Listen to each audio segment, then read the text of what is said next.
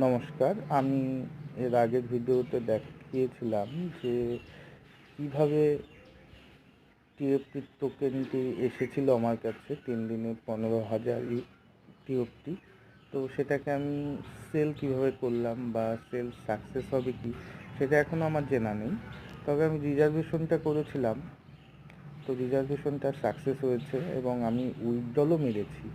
দেখুন নিচে আমি দেখতে পাবেন যে আমি উইথড্রল মেরেছি, সেই জন্য আমাকে আর উইথড্রলে ঢুকতে দেওয়া হচ্ছে না। এবং দেখুন এখানে আজকেই 7:48 2 তারিখ $53 আমি উইথড্রল মারলাম।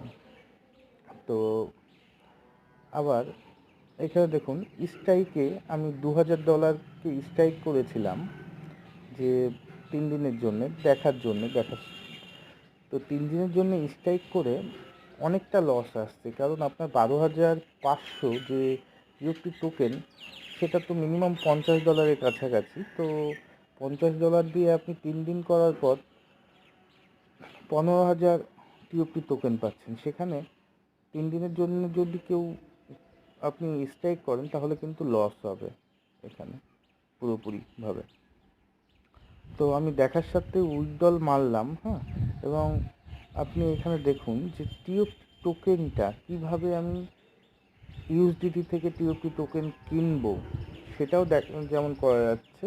সেল টিওপি, সেখানে দেখুন এটা চেঞ্জ করার বোতাম আছে, সেটা প্রেস করলেই আপনি ইউএসডিটি থেকে টিওপি কিনতে পারবেন, টিওপি থেকে ইউএসডিটি কিনতে পারবেন।